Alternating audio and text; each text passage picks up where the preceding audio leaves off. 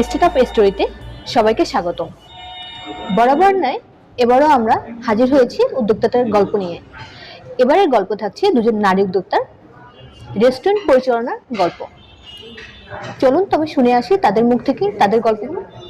আমি যখন ক্লাস ফাইভে পড়াশোনা করি তখন ছোট থেকে আমার বাবার সাথে আমার বাবার বিজনেসে আমি যে অভিভূতিটা পেতাম ওই টাকার মাধ্যমে আমার বাবার সাথে বিজনেসে ইনভলভ হই। বিজনেসটা হলো মাছের বিজনেস। তো বিজনেসের প্রতি একটা অ্যাট্রাকশন ছোট থেকেই ছিল। প্রফিট অথবা লস এই জিনিসটা বুঝতাম না, কিন্তু ওই যে ভালো লাগা থেকে।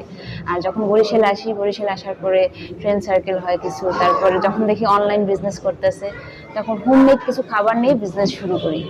তো হোমমেড খাবার থেকে আপনার ওভাবেই বিজনেসের প্রতি ভালো লাগা। না, হোমমেড ফুডের পরে আমি আবার অন্য যে প্লেসের বিজনেস করেছি সেটা হচ্ছে একটা পার্কে আমার ক্যাফেটেরিয়া ছিল।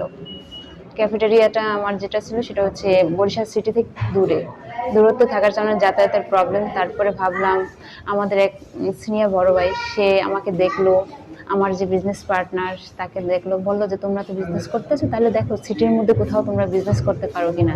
ঠিক আছে, সে তো ভালো হয়, এটা তো দূরের রাস্তা। তারপর দুজনে এমনিতে হাসি ঠাট্টা চলেই এই বিজনেস প্লেসটা দেখা, সেভাবে কোনো কিছু মানে সিরিয়াস ভাবে না। আসলাম জাস্ট এই লোকেশনে এসে যখন ভাড়া খুঁজতেছিলাম তখন দুজনে ভাবলাম আমাদের কি ক্যাপাসিটি, আমরা কেমনি কি করব, সেভাবে করে এমনি দেখা থেকে এই বিজনেস প্লেসটা নেওয়া। বরিশাল সিটির বাইরে একটা অজপাড়াগাঁয়ের একটা মেয়ে, বরিশালে আসলাম 2015 সালে পড়াশোনা শুরু করলাম। তখন আমাকে কে চিনতো? দুইটা ফ্রেন্ড সার্কেলই ছিল কলেজ এরিয়ার মধ্যে। এখন বলতে গেলে বরিশাল সিটির মধ্যে ভালো কিছু অবস্থানের মানুষজন আমার পেজে পরিচিত। সেটাও হয়তো আমার এই হাজবেন্ড যিনি ছিলেন সে এখন নেই, তার পরিচিত হয়েছি। আর সেকেন্ড অপশনে বিজনেস দেওয়ার পরে ব্যবসায়ী হিসেবে পরিচিত হয়েছি। এই তো অবস্থান। প্রতিবন্ধকতা বলতে যেটা বোঝায় যে হ্যাঁ, বিজনেস স্টার্ট করতে সে যেসব সমস্যার সম্মুখীন হতে হয় সেগুলো সত্যি কথা বলতে হতে হয়নি। কারণ আমাদের পিছনে যারা ছিল, যে আমার হাজব্যান্ড ছিলেন, সেই আমার মনে করেন সামনে থেকে সবকিছু করে দিচ্ছে। এখন সমস্যা বলতে কোনো কিছু ফেলে দেন, মনে করেন একদম সাজানো গোজানো একটা ঘরের সংসারে বসিয়ে দেওয়ার মতো অবস্থা। উদ্যোক্তা পরিচিত হয়েছি তার সুবাদে। প্রফিট আর লস প্রফিট বিজনেসের ক্ষেত্রে আপনার এক মাস যদি আমি থাকি সাবলীল ভাবে বলা যায়, এক মাস যদি আমি ভালো থাকি, সেকেন্ড মান্থে ভাবতে হয় যে হ্যাঁ একটু লস হয়েছে। এই বিজনেসে এক মাস ভালো গেলে পরের মাসটা খারাপ, কিন্তু ভালো আছি আলহামদুলিল্লাহ। আমার সকালটা শুরু হয় সত্যি কথা বলতে গেলে সকাল 9টা। আমার ঘুম ভাঙে 9টা। তারপর আমি ফ্রেশ হয়ে আমি কাচ্চিখানার, আমার রেস্টুরেন্টের নাম হচ্ছে কাচ্চিখানা, বরিশাল কাচ্চিখানা নামে পরিচিত। ওই কাচ্চিখানার উদ্দেশ্যে 11টার মধ্যে বাসা থেকে বের হয়ে যায়। 11টার পরে এসে 11টা থেকে 12টার মধ্যে আমার এখানে সব প্রিপারেশন চলে। সেগুলো আমি একটু অবজার্ভ করি যে কি হলো, ক্লিনিংটা হলো কিনা, রান্নার কি চলতেছে, সারাদিনের রান্নার প্রস্তুতি কি, এগুলো দেখি। তারপর 12টার পর থেকে মোটামুটি গেস্ট আসা শুরু করে। তারপর তো এই যে বাংলায় বলতে গেলে দোকানদারি শুরু করি ক্যাশ সামনে। পার্টনারশিপ বিজনেস নিয়ে আমি অনেক গসিপ শুনেছি যে অনেক সমস্যা হয় হিসাব নিকাশে, অনেক কিছু। কিন্তু আমার সত্যি কথা, পার্টনারশিপের আগে হচ্ছে আমরা দুই বান্ধবী, আমাদের এখন 9 বছরের সম্পর্ক চলে বন্ধুত্বে। আর বিজনেসে এখন রানিং 1.5 বছর, এই সামনে জুলাই 2 বছর হবে। বিজনেসে এসে সেরকম বিজনেস পারপাসে কোনো প্রবলেম হয়নি আজ পর্যন্ত, যে বিজনেসে এটা হলো কেন ওটা হলো কেন। মাঝে স্টাফ আসলে দুজন মেয়ে তো আমরা, যারা পিছন সাইডে বলেন সামনে বলেন, সামনে আমাদের একটা মেয়ে ওয়েটার আছে, তাছাড়া ছেলে, সবাই ছেলে আমাদের স্টাফ যত আছে। তো স্টাফ সামলানোটা একটু টাফ। কথা বলা বলেন, আসলে একজন পুরুষ মানুষ দায়িত্বে থেকে যে ল্যাঙ্গুয়েজে কথা বলতে হয় শক্ত সামর্থ্য, আমরা মেয়ে হিসেবে সেটা পারি না। ও আমার যে পার্টনার আছে ও তো মোটেও পারে না, আমি যেটুকু শক্ত সামর্থ্য কথা বলি এটা নিয়ে ও বলবে আমাকে যা বলার তুই বল, মানে সব স্টাফ সামলানোর দায়িত্ব আমাকে দিয়ে দেয়। সো আর হিসাব নিকাশ টাকা পয়সার কথা যদি বলেন সেটা নিয়ে কোনো প্রবলেম নেই। সকাল তো সন্ধ্যা মনে করেন যে আমি অর্ধেক হিসাব করে রাখি, পরে আবার ও হিসাব শুরু করে এসে এই, আর দুজনে মিলে ক্লোজিং করি। সারাদিনের সেল, সারাদিনের খরচ, এটা যে ফ্র্যাঙ্কলি একদম রিয়াল কথা, এটাই সত্যি আমাদের। যদি জানতে চাই যে প্রতিদিন আপনাদের সেটা কেমন?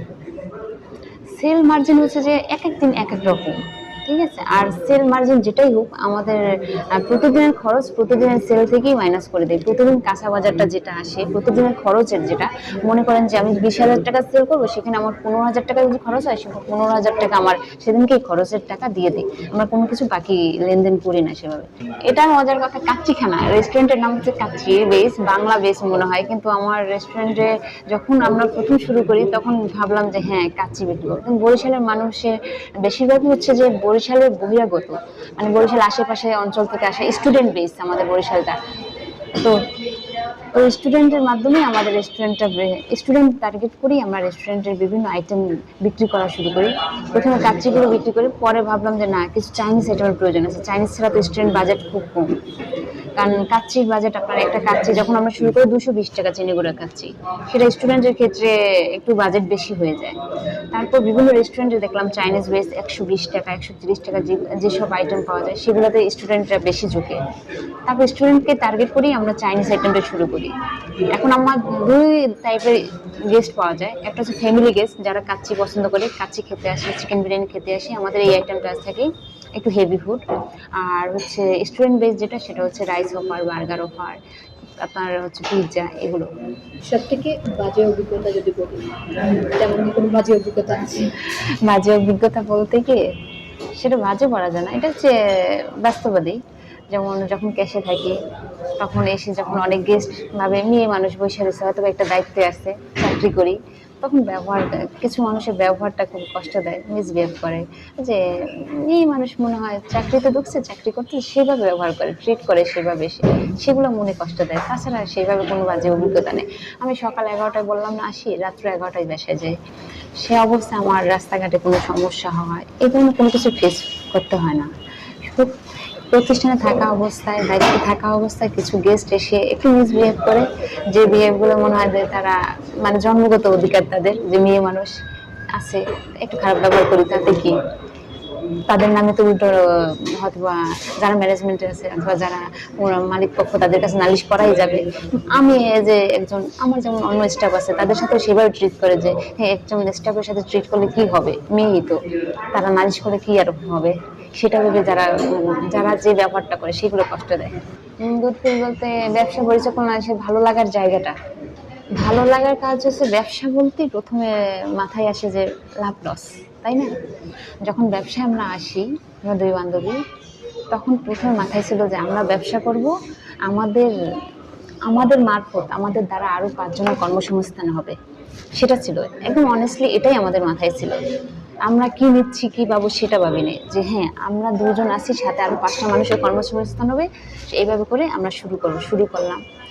মাসের শেষে যখন তখন দেখি যে ঠিক আছে, আমি মাসের শেষে 2 লাখ টাকা বিক্রি করেছি, আমার 2,20,000 টাকা হয়েছে, 2,40,000 টাকা হয়েছে, প্রফিট রয়েছে, যেটা দিয়ে আমি স্টাফ ম্যানেজ করতে পারতেছি, আমার others operation cost R M cost যত খরচ আছে সব আমি মেনটেন করতে পারতেছি।